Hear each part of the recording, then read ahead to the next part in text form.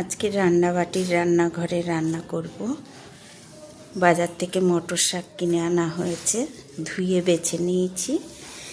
আর কুমড়ো দিয়ে, ক্যাপসিকাম দিয়ে, গাজর, কড়াইশুঁটি, কাঁচা পাকা টমেটো, আলু দিয়ে একটা তরকারি করব। আজকে কেটে নিই, দেখা হচ্ছে রান্না করার সময়। এখন রান্নাটা শুরু করব।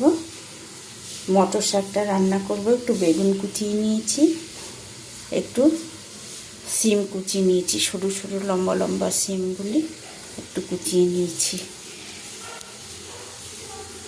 কড়াই গরম হয়ে গেছে, তেল দিয়ে দেবো।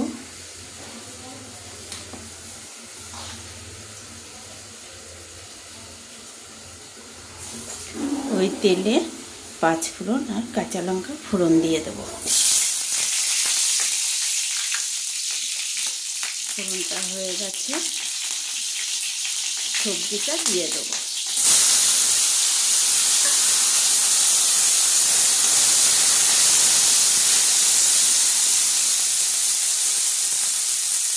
একটু হলুদ দেবো,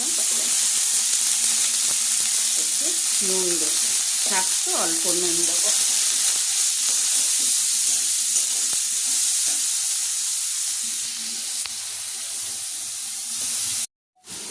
বেগুন সিমটা ভাজা ভাজা হয়ে গেছে, এবারে শাকটা দিয়ে দেবো। বেগুন সিমটা দিয়ে করলাম কেন, শাক তো অল্প, একদম শুকিয়ে যাবে, তাই একটুখানি বেগুন সিম দিয়ে দিলাম।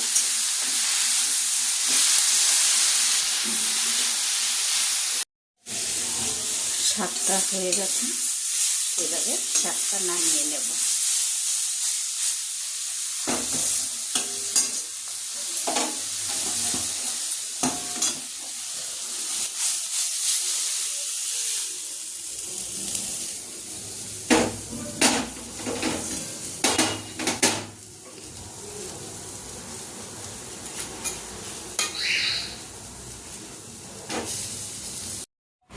এখন এই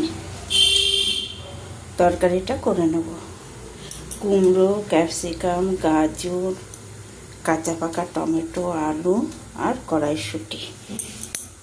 কড়াইটা গরম হয়ে গেছে, তেল দিয়ে দেব।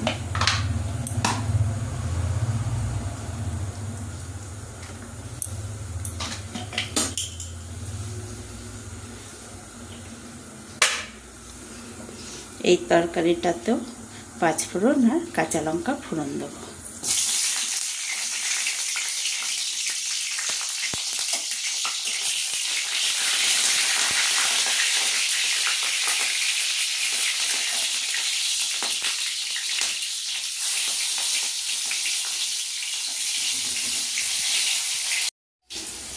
এখন এই একসঙ্গে সবজিগুলি দিয়ে দেবো।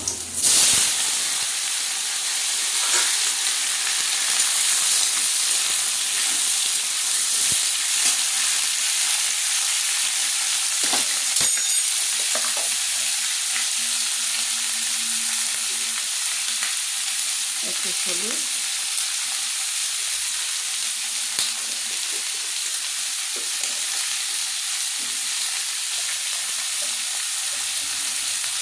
আগে নুন দিয়েছি, এখন হলুদ দিয়ে দিলাম।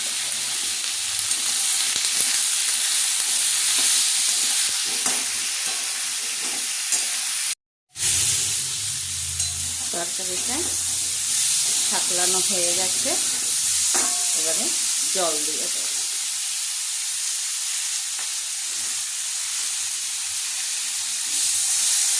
বেশি জল দেবো না,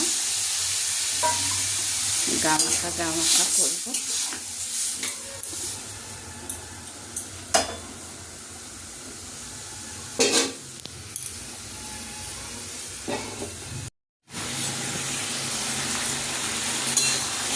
তরকারিটা হয়ে গেছে, এবারে নামিয়ে নেব।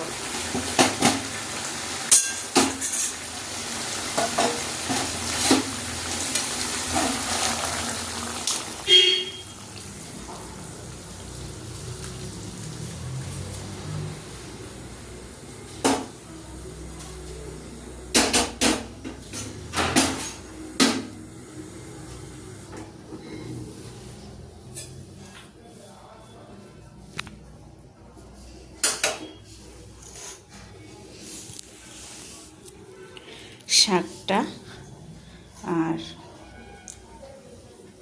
এই সবজির তরকারিটা কেমন হলো জানাবেন। রান্নাটা ভালো লাগলে কমেন্টসে জানাবেন, লাইক করবেন, শেয়ার করবেন, সাবস্ক্রাইব করবেন।